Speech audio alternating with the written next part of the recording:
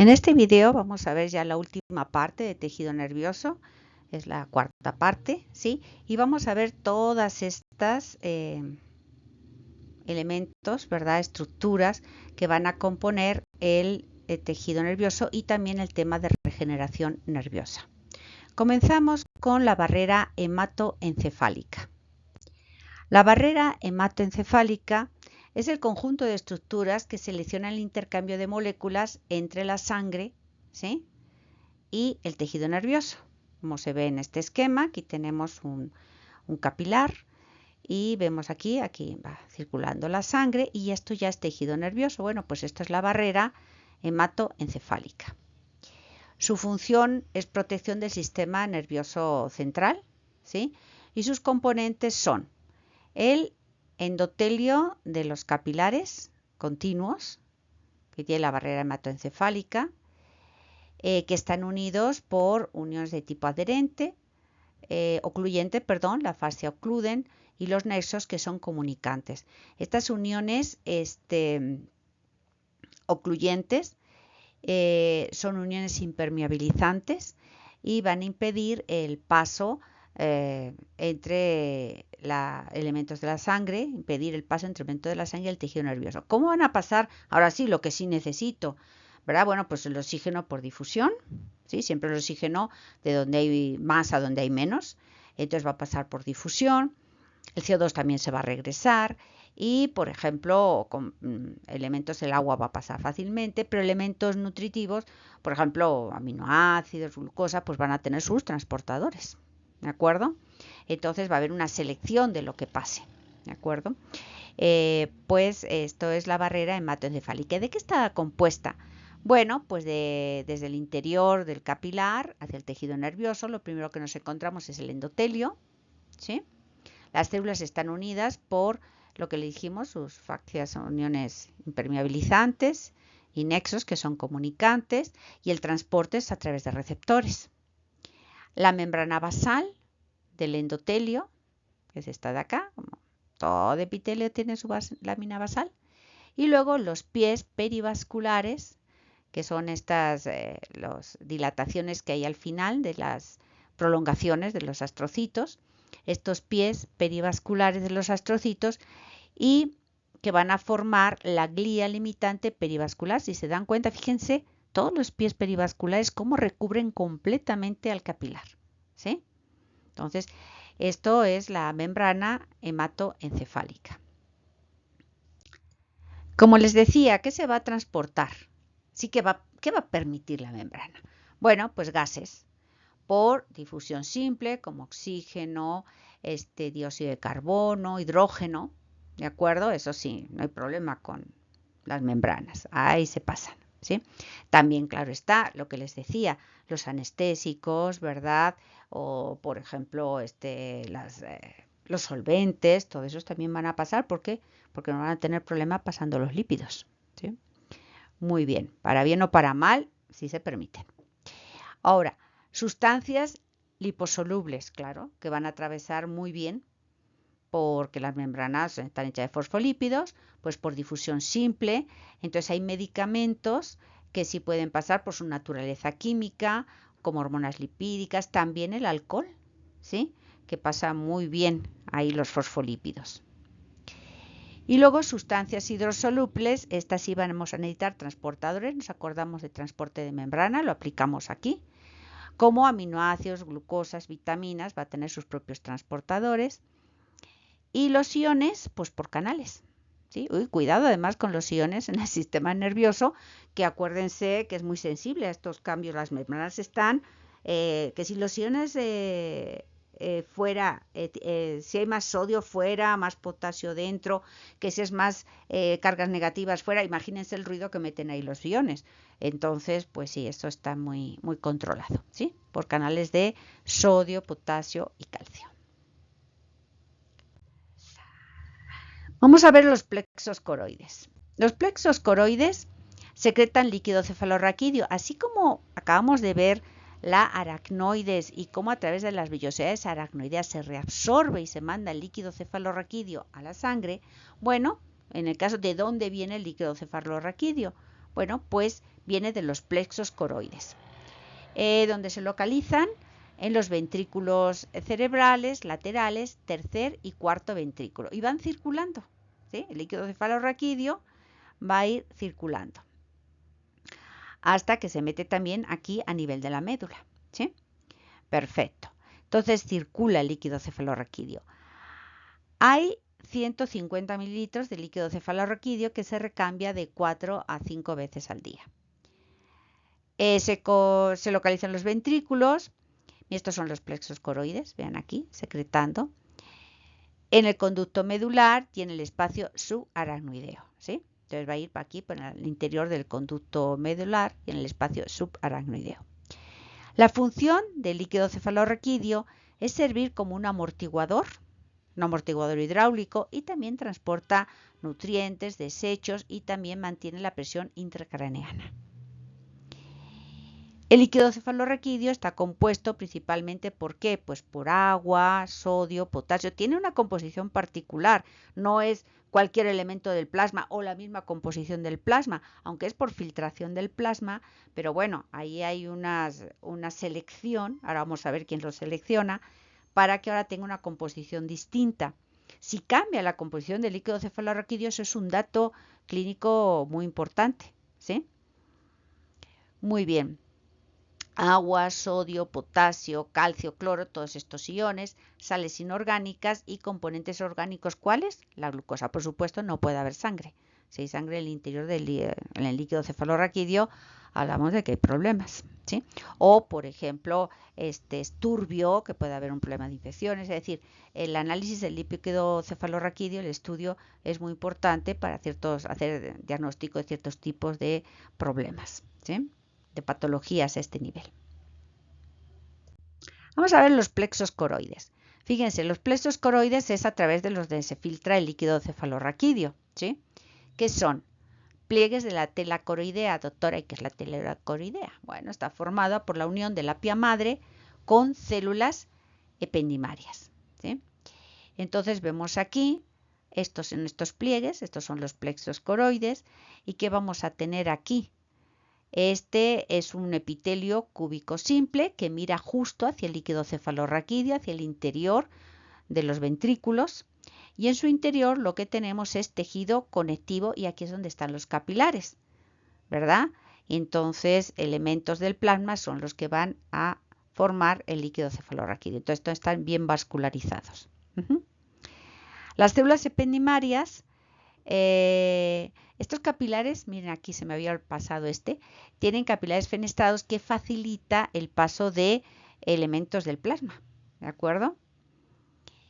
Las células ependimarias, ahora sí, ellas son las que filtran, están unidas para que no pase nada entre ellas por uniones de tipo ocluyente y tienen microvellosidades y abundantes mitocondrias. Las microvellosidades aumentan la superficie para que salgan, ¿verdad? Para la secreción de estos elementos del plasma, para la secreción del líquido cefalorraquídeo. De estos elementos del plasma que forman el líquido cefalorraquídeo, ellas lo van a secretar. Hay una selección y una secreción pues muy seleccionada, digamos, selección seleccionada, pero sí. Bueno. Las células ependimarias actúan como una barrera de filtración. Estas son las células, epitelio cúbico simple.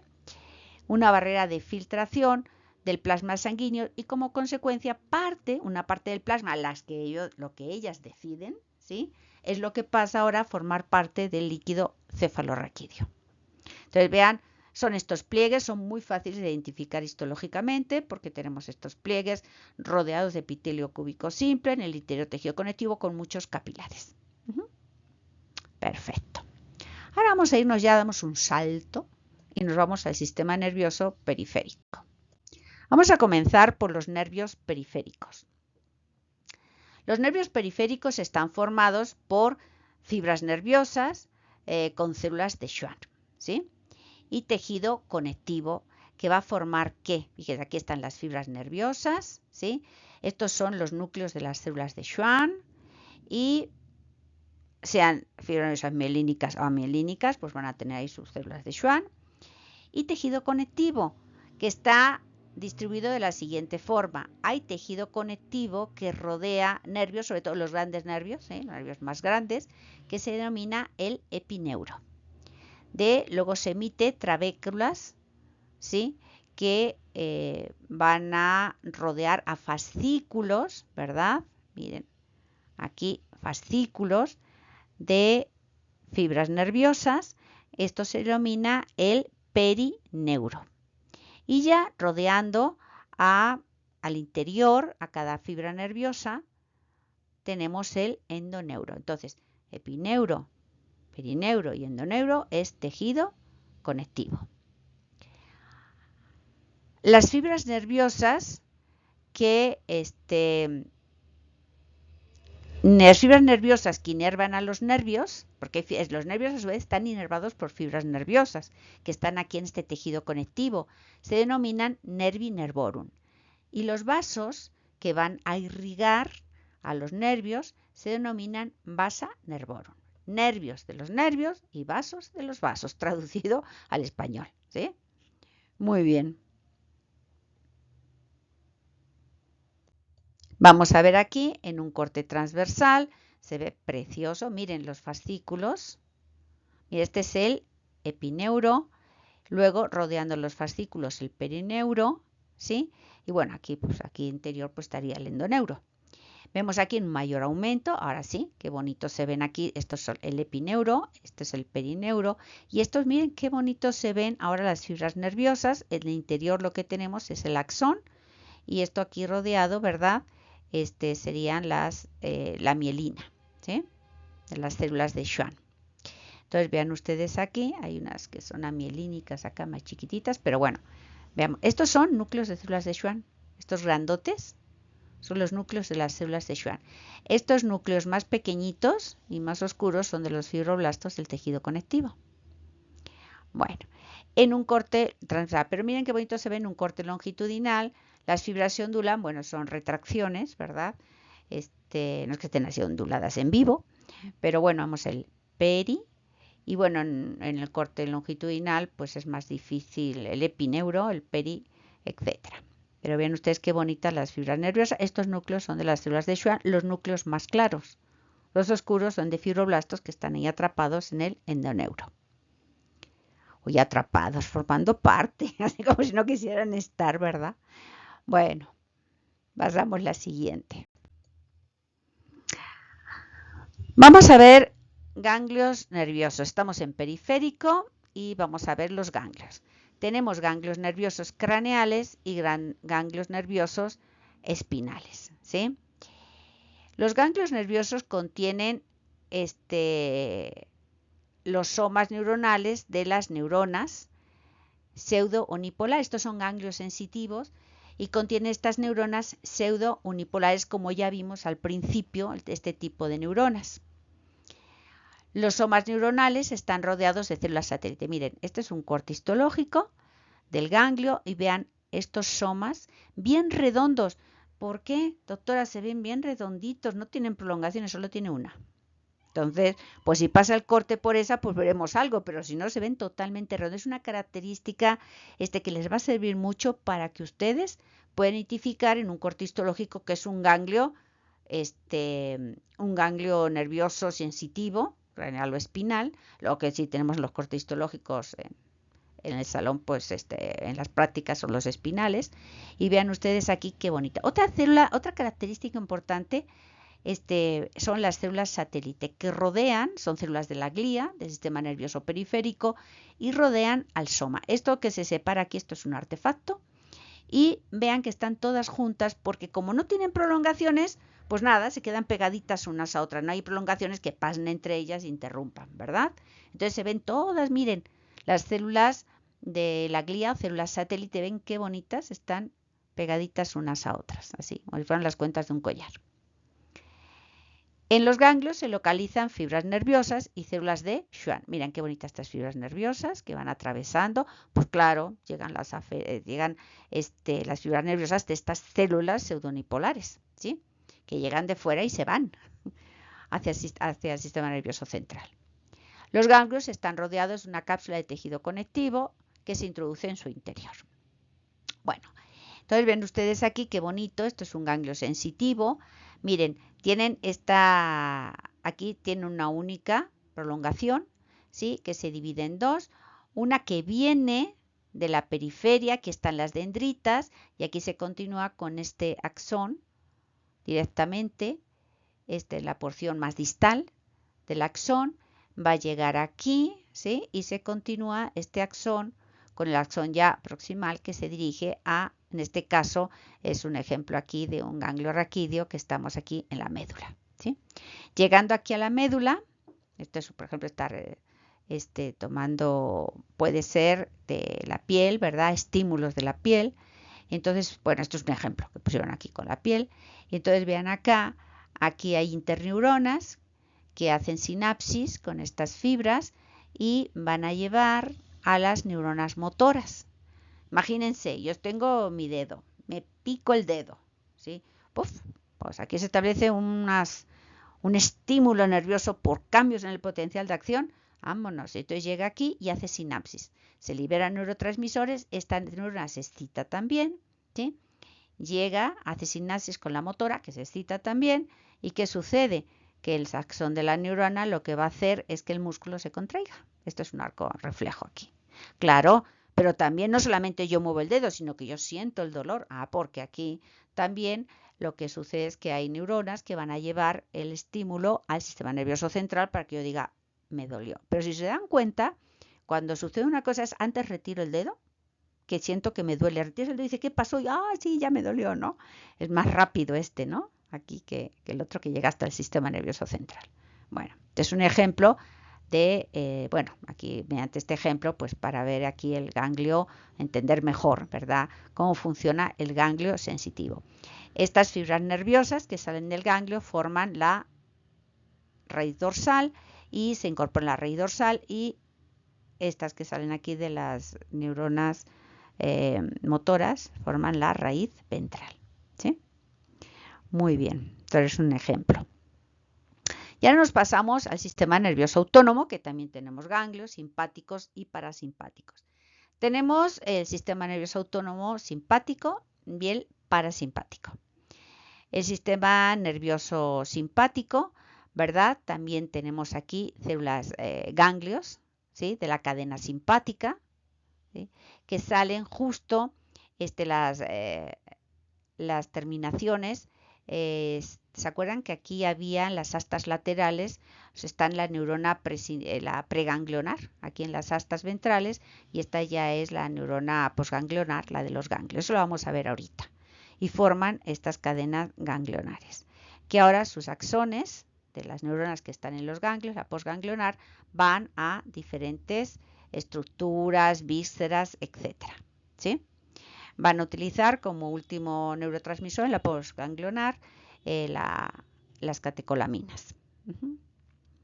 Ahora, vamos al sistema nervioso parasimpático, que es justo lo opuesto, es decir, vamos a tener resultados opuestos, el simpático y el parasimpático. Por ejemplo, en el corazón, el estímulo del simpático aumenta la frecuencia cardíaca y el parasimpático la disminuye, ¿verdad? Perfecto. Entonces, tenemos aquí ganglios del parasimpático, el ganglio ciliar, todos estos ganglios, ¿sí? El ganglio óptico, etcétera, y que miren, ya sus neuronas postganglionares van a mandar el axón a las diferentes estructuras, ¿sí? Vemos aquí del ojo, de la mucosa de la nariz, a nivel de la cabeza, ¿sí? Y luego tenemos aquí del décimo par craneal, va a salir aquí estas neuronas preganglionares que hacen sinapsis en ganglios, pero que están en el interior de órganos, ¿sí? Los ganglios parasimpáticos, así como los simpáticos están en la cadena ganglionar, los parasimpáticos están aquí en este caso en el interior del décimo par craneal, estamos aquí en el interior de vísceras del pulmón, del hígado, etcétera, etcétera, ¿sí? Y para acá. Bueno, estos salen del décimo craneal, pero también del segmento sacro. Aquí salen, ¿verdad? Estas neuronas preganglionares que van a los genitales, ¿verdad? Externos, etcétera, ¿sí? y también aquí a los ureteros, etcétera. Es decir, que tenemos todas estas, aquí están las neuronas preganglionares. ¿Sí? Muy bien. Están las fibras preganglionares y las postganglionares. Entonces, si yo tengo un ganglio, observo un conjunto de neuronas ahí de repente en una víscera, en el interior, eso es un ganglio parasimpático, no es un ganglio simpático, así, que les sirva. Bueno, todo esto lo demás lo ven muchísimo mejor en anatomía. Este tampoco es mi tema, pero bueno, esto es para darles un contexto. No soy experta en el tema, tengo lo suficiente para entender la histo, o poder tener el contexto histológico bien, pero hasta ahí. Esto se lo van a explicar muchísimo mejor en los profesores de anato. Vamos a seguir aquí con el sistema nervioso autónomo. Tenemos el sistema nervioso simpático y el parasimpático, lo que acabamos de ver. Fíjense, el sistema nervioso simpático prepara al organismo para la huida o el enfrentamiento. ¿Sí? Hombre, dirán ustedes, somos humanos, bueno, no, a lo mejor no huimos así físicamente. Bueno, a no ser que nos asalten o tengamos, hay un temblor, ahí sí huimos como locos, ¿verdad? O de plano tenemos que enfrentarnos a algo, ¿verdad? Nos están atacando, ahí sí. Hay veces, ahí ese es el problema, que huimos pero no huimos emocionalmente, huimos así, pero nos tenemos que quedar porque pues, está en una sociedad que no es cosa de echarnos a correr cada vez que nos pongamos nerviosos por algo. Pero de todas maneras, el simpático actúa, ¿sí? Aunque nosotros no vayamos a utilizar los músculos, etcétera.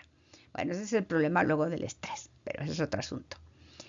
Y bueno, como pues para podernos enfrentar a estas situaciones de crisis que hay que responder, pues ¿qué sucede? Pues yo tengo que incrementar la frecuencia respiratoria porque voy a necesitar más oxígeno, la frecuencia cardíaca porque hay que irrigar bien los músculos, ¿verdad?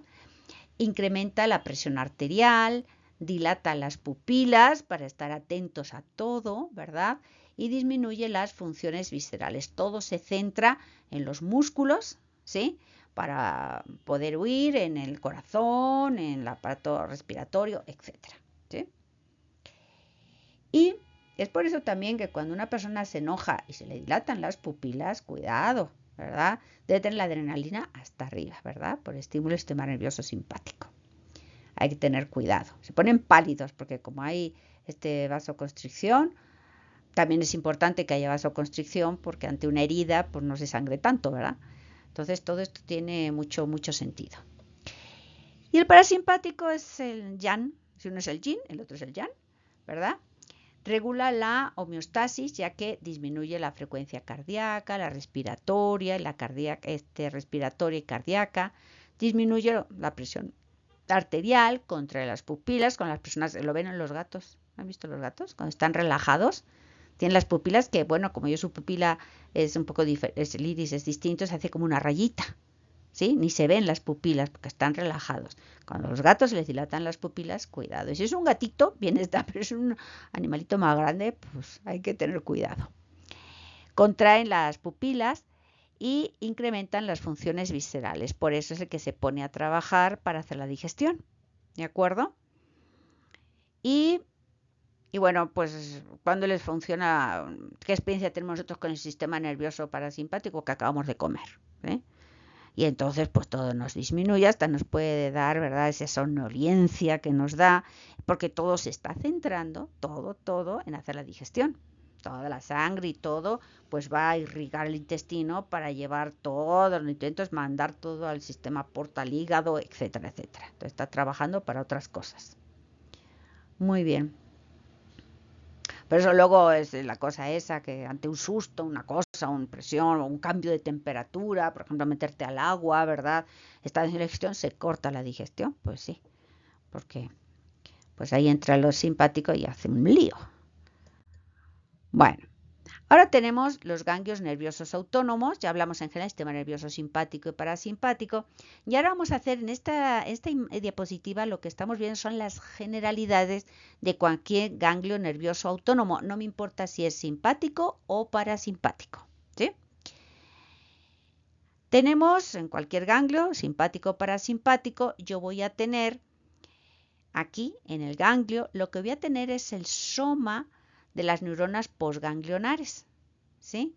Les llega aquí hacen sinapsis con el axón de una neurona preganglionar, dependiendo si el sistema es simpático o parasimpático. Eso lo vamos a ver ahora más adelante, dónde se localizan las neuronas, que si en los ganglios, en la cadena glandular simpática, etcétera. ¿De acuerdo? Entonces, la neurona preganglionar, que si están las astas laterales de la médula, etcétera. Eso lo vamos a ver ahorita. Pero todos van a tener una neurona preganglionar que hace sinapsis con la neurona posganglionar. Esta neurona, el soma, sí está en el interior del ganglio. Y ahora el axón de la posganglionar, ¿sí? Esta fibra nerviosa que es eferente porque va hacia afuera, hacia la periferia, vamos no hacia el sistema nervioso central, sino hacia se me fue ahorita el periférico, ¿verdad? Hacia la periferia. Vemos aquí que hace ahora sinapsis con lo que corresponda, ¿de acuerdo? Puede ser el músculo de una glándula o puede ser activa el músculo liso de un vaso sanguíneo, etcétera, ¿de acuerdo? El músculo del intestino. Bueno, entonces siempre la neurona preganglionar está en sistema nervioso central y siempre las neuronas las neuronas posganglionares y los ganglios están en el sistema nervioso periférico, ¿sí?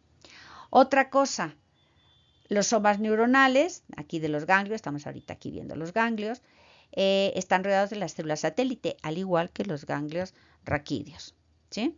Y son células de la glía periférica. Aquí estarían, perdón, estoy ahí dándole alrededor del núcleo. Bueno, aquí estarían las células satélite, ¿sí? En los ganglios se localizan fibras nerviosas que entran y salen, ¿verdad? Y células de Schwann, acompañando a estas fibras o formando parte de estas fibras nerviosas. Los ganglios están rodeados de tejido conectivo que se introducen tabiques en su interior, están vascularizados, etc. ¿Sí? Ahora vamos a ver esto es el esquema general, y ahora vamos a ver qué sucede según qué ganglios.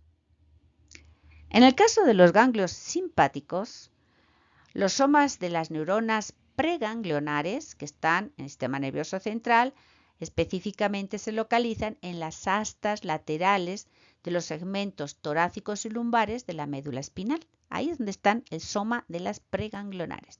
Sale el axón hacia el periférico y llegan a los ganglios. Los axones de las neuronas preganglionares son fibras colinérgicas. Preganglionares, doctora, ¿por qué se llaman colinérgicas? Porque cuando estas fibras llegan al ganglio simpático, ¿sí?, de la cadena paravertebral, hacen sinapsis con las neuronas posganglionares. Y aquí, en esta sinapsis, lo que utilizan es la acetilcolina, es decir, el axón de la preganglionar llega al ganglio, establece sinapsis con la posganglionar y lo que pone la hendidura sináptica es acetilcolina. Por esto estas fibras preganglionares se llaman colinérgicas. ¿Sí? ¿De acuerdo? Muy bien. Ahora, los axones de las neuronas posganglionares, las que están dentro del ganglio, sus fibras se llaman adrenérgicas. ¿Por qué? Porque estos axones salen del ganglio y cuando llegan a su órgano blanco, ¿sí?, van a hacer en la sinapsis con el órgano blanco, van a liberar, no hace sinapsis, no, sino que liberan, llegando pues al músculo liso, etcétera, una célula miepitelial, lo que sea, hacen sinapsis y lo que liberan, o pared de un vaso, y van a liberar noradrenalina. Por eso, en los ganglios simpáticos, las preganglionares son colinérgicas. Utilizan acetilcolina en la sinapsis en el interior del ganglio. Ahora, las fibras posganglionares que salen y se van a donde tengan ellas que estimular, ¿verdad? ¿A qué células?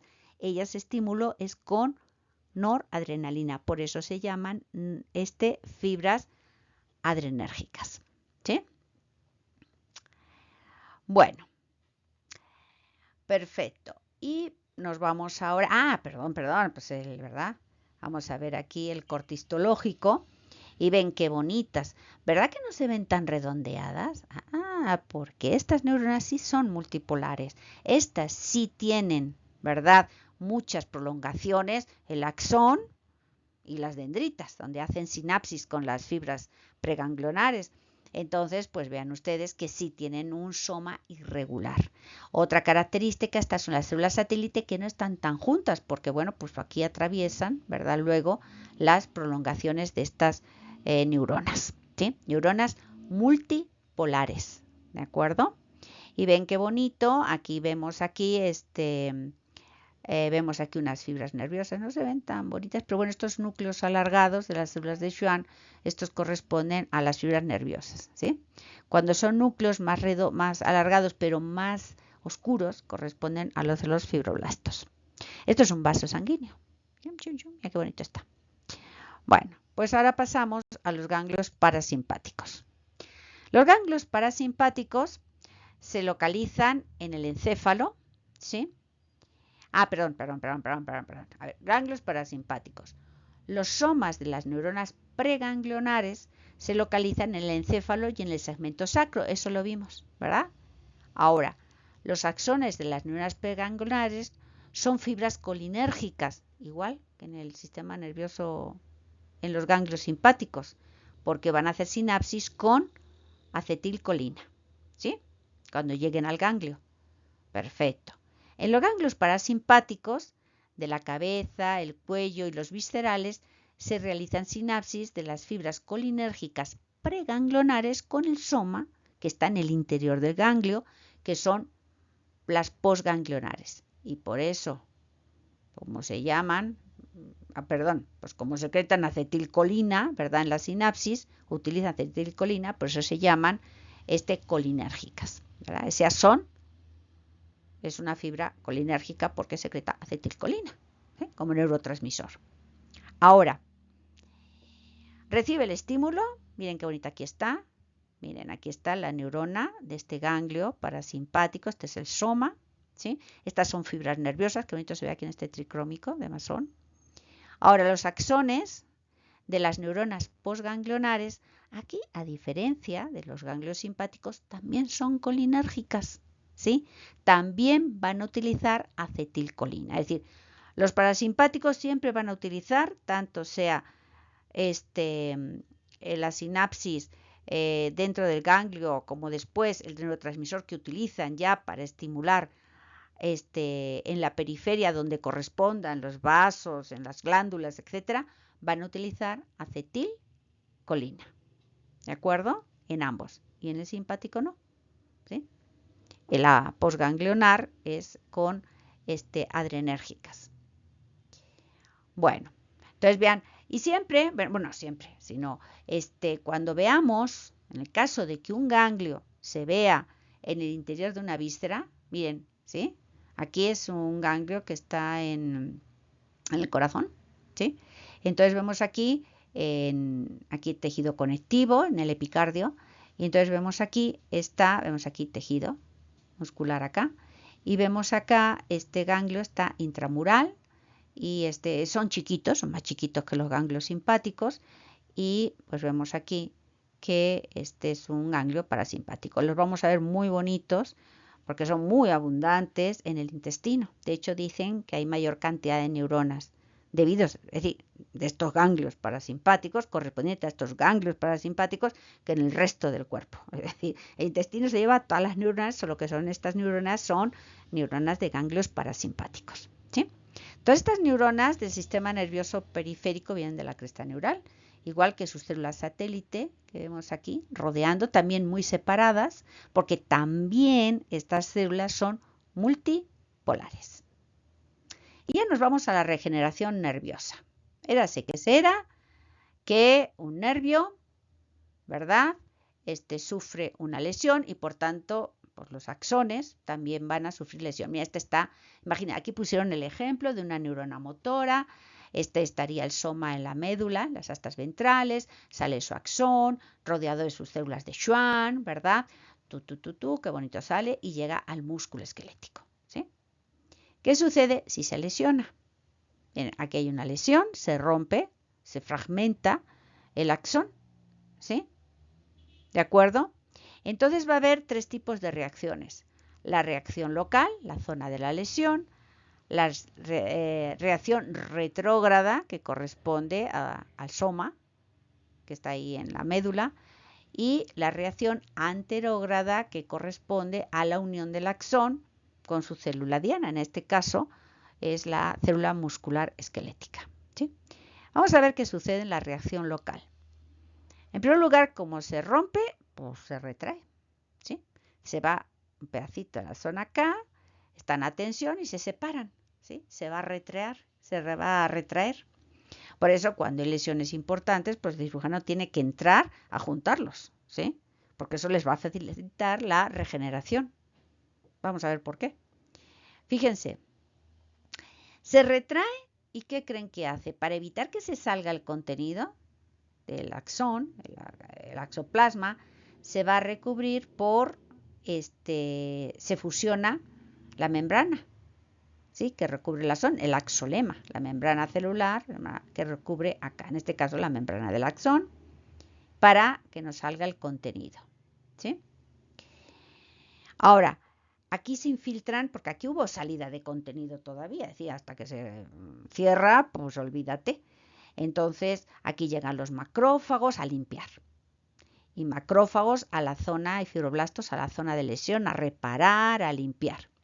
Se van a fagocitar los restos celulares por los macrófagos y también las células de Schwann. ¿Sí? Van a contribuir a limpiar la zona. Bueno, esto es lo que sucede en la reacción local. ¿Qué va a pasar simultáneamente pues, con los otros extremos, ¿no? Fíjense, la reacción anterógrada. ¿Qué va a pasar en la regeneración anterógrado? Se va a perder la sinapsis, ¿sí? Y se va a degenerar esta parte del axón, se degenera, ¿de acuerdo? Se desintegra el axón y la mielina, ¿sí? Y se va a fagocitar los restos del axón. Pero cuidadito, aquí este mecanismo de regeneración lo que hace es que ahora las células de Schwann proliferan y forman un tubo. Este tubo es como un hilo conductor, es decir, ahí dejan como un riel las células de Schwann para que ahora el axón cuando venga creciendo y se regenere y venga creciendo, encuentre el camino para llegar a la célula muscular. ¿Sí? Entonces proliferan las células de Schwann. ¿Sí? Perfecto. En estas reacciones, pero sí, en este momento ya el músculo no tiene inervación. ¿Sí? De momento. En la reacción retrógrada, ¿qué va a pasar? El soma, ante estas circunstancias, se hipertrofia, se dispersan los cuerpos de Nils, ahí lo que se llama cromatolisis, entonces ves que esta neurona está afectada, ¿sí?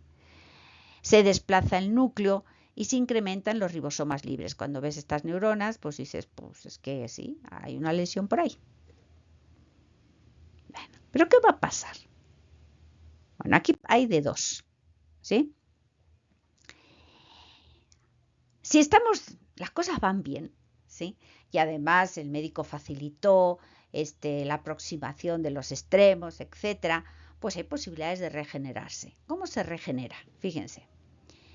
La célula lo que hace es, la neurona, lo que va a pasar es que el axón va a crecer, ¿sí? Pero desordenado, ¿sí? Rodeado aquí de células de Schwann.